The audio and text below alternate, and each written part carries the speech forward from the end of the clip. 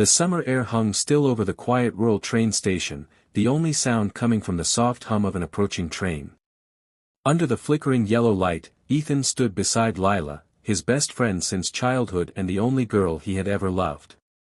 They held hands in silence, neither wanting to speak first, both knowing the moment would end too soon. Lila was leaving for the city to chase her dreams of becoming a dancer, a dream she had shared with Ethan 1,000 times before. But now it meant saying goodbye.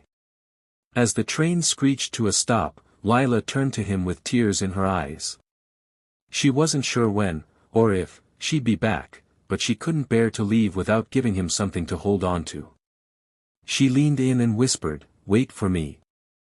I'll come back for you, no matter what." Ethan didn't ask how long. He didn't need to.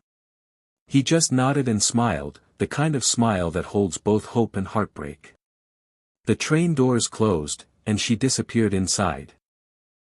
Ethan stood still, watching as the train pulled away into the distance, shrinking into the horizon.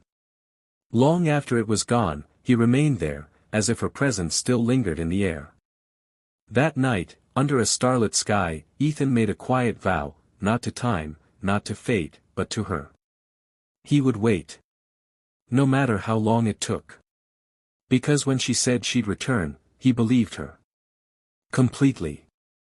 The seasons rolled by like the trains Ethan watched every Saturday at 4 p.m., spring melting into summer, then falling into winter, again and again. Every week, without fail, Ethan returned to that same weathered bench at the old rural station. The paint had faded, weeds grew between the tracks, and some trains didn't even stop there anymore. But Ethan always came, dressed neatly, holding a small leather notebook filled with unsent letters to Lila. He wrote her everything. What the sky looked like that day, how the townspeople had changed, even silly things like the new bakery that opened on Main Street. To outsiders, he looked like a man stuck in the past. Many pitied him, some whispered behind his back, and others openly mocked him. 10 years and she's not back. She forgot you, man, one teenager once said. But Ethan never responded in anger. He just smiled softly and returned to his notebook. He wasn't clinging to a fantasy. Deep down, he knew life could change people. But Lila's last words had rooted themselves in his heart. It wasn't just about love anymore, it was about honoring a promise, about hope in its purest form. Despite the loneliness, despite the doubt, Ethan held on to the belief that when someone says they'll come back, sometimes, they mean it in ways even time can't erase. And so, he waited, not because he was lost, but because his heart remembered something the world had forgotten, faith. One overcast afternoon, as Ethan sat quietly scribbling another letter into his worn notebook, a young woman named Grace stepped off the train and noticed him. She had been visiting her grandmother in town and had heard whispers about the man who waits. Curiosity turned into quiet admiration as she watched Ethan fold his letter and place it gently into the pocket of his coat. Grace finally approached him. "Who are you waiting for?" she asked, gently. Ethan looked up, surprised, but not annoyed. He shared Lila's name, their goodbye, and the promise she made all those years ago. There was no bitterness in his voice, only hope, aged and weathered but still alive. Something about the story struck Grace deeply. That night, back in her hotel room, she couldn't sleep. She searched online for anything about Lila from that time. After hours of digging, she froze, her breath catching in her throat. She found a small news article from years earlier. A car accident in the city involving a young dancer named Lila Heron. She had survived, but with severe memory loss.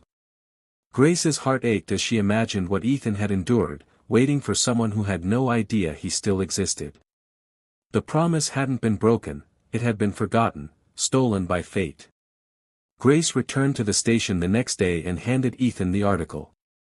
His hands trembled as he read it. Silence fell between them. Ethan didn't cry. He simply looked out toward the tracks and whispered, "She didn't forget me, she just doesn't remember." With Grace's help, Ethan traveled to the city for the first time in years. His hands clutched the notebook he had once filled with letters, words she never read, but words he hoped might somehow reach her now. They arrived at a quiet rehabilitation center where Lila, now in her early 30s, volunteered part-time. She had rebuilt her life after the accident but remembered nothing of her past. Her eyes were kind, her smile warm, but her memories were gone. From behind a window, Ethan saw her playing with a group of children in the garden. She laughed freely, radiant and alive. For a moment, he didn't want to disturb her peace. He had waited 10 years for this, and now, all he wanted was to see her happy.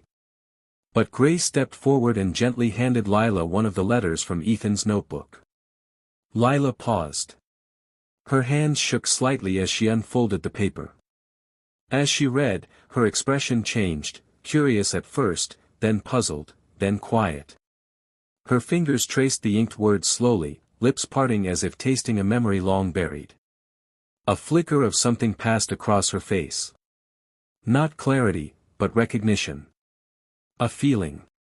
She looked up. Her gaze met Ethan's through the glass. He stepped forward slowly, unsure. Then, Lila stood. She walked toward him, cautiously, almost as if pulled by instinct.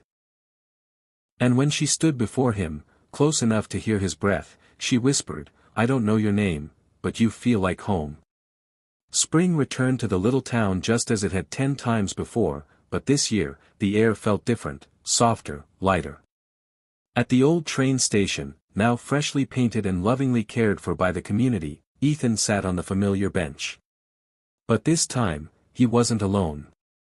Lila sat beside him, their hands gently intertwined, the silence between them filled with a peace neither had known in years.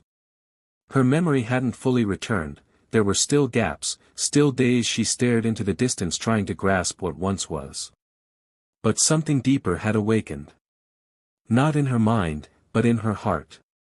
Ethan never pushed, never asked her to remember everything. Instead, he simply reminded her of the feeling, the laughter they once shared, the way the wind sounded on summer nights, the promises made beneath flickering lights. And every week, they came back to the station. Not to wait this time, but to be together. One afternoon, Lila looked at him and whispered, "You waited all that time, why?" Ethan smiled gently and replied, "Because love remembers, even when people can't." And in that moment, she didn't need her memories. She had the man who never stopped believing in her. Because the most powerful promises aren't the ones made with certainty, but the ones kept in silence, through time, through doubt, and through love. And sometimes, just sometimes, those who wait aren't waiting in vain. They're just waiting for love to find its way back home.